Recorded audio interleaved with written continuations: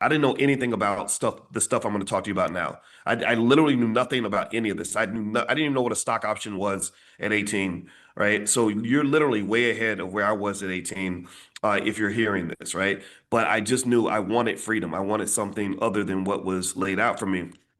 Really quickly, for those of you that are new, let me just tell you who I am and my background, how I got here. That's me. That's my third birthday party. I heard it was a blast. I have seen pictures from that party for many years, and I don't remember any of it. But that they tell me that that little fat chubby kid in the middle is me, and these are all my friends who are probably hating on me because I'm the one who's got the birthday cake. And it looks like, I mean, that party looks like so much fun. I wish, and that's my grandma holding me, my grandma Felicia. And y'all know, if you know the Black Business School, you know Felicia. Felicia's our Panther. I named our Panther logo after my grandma because she was the first person to teach me about compound interest when she bought me U.S. government savings bonds when I was 5 years old. Shout out to all the grandmas that are doing it for the grandbabies. I love all of y'all and the grandfathers too. So I was born to a 17-year-old single mother. My mother just passed. She just left us. She went to heaven Christmas Eve of 2024. I'm still sad about that, so don't make me talk about it too much or I might start crying. I was the product of a lot of generational curses. Unfortunately, my biological father. I hear that heroin's a hell of a drug, and so I didn't get to know the man very much because of some of the things that can get in the way of our families. Drugs have really hit our families pretty hard.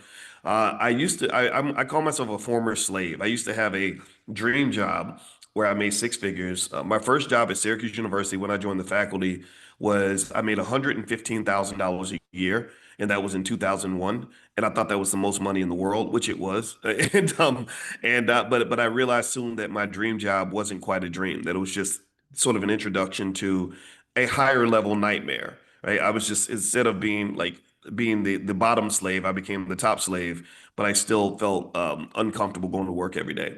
I failed most of my classes in school. Actually, in high school, I never made an A in anything. I made an A except for physical education. I can make an A in PE because I can run fast.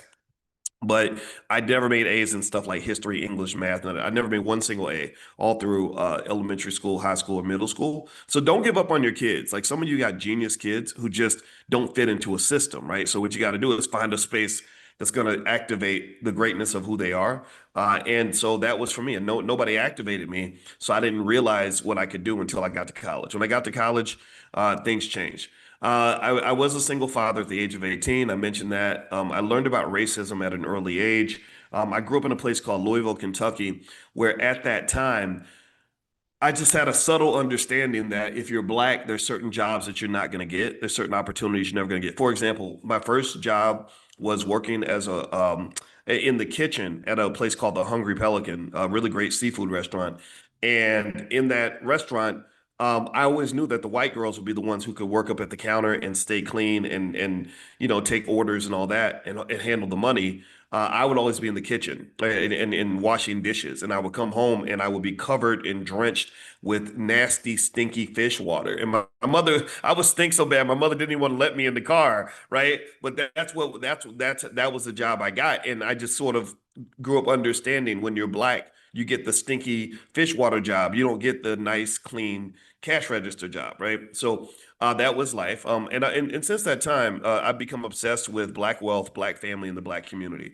I believe that wealth is the, if not one of the leading factors that such that if we master that, if we understand that, if we commit to that, that's going to make a big difference in our liberation and freedom. That's going to make a real difference in the lives of people. And so my number one goal is to see you wealthier and to put more money in your pocket and to teach you, sort of position you where you will then be able to activate that and just break into all of the spaces where the money lives. And I'm a big believer in personal power, commitment, black love, and responsibility. Those are some concepts that drive me every day.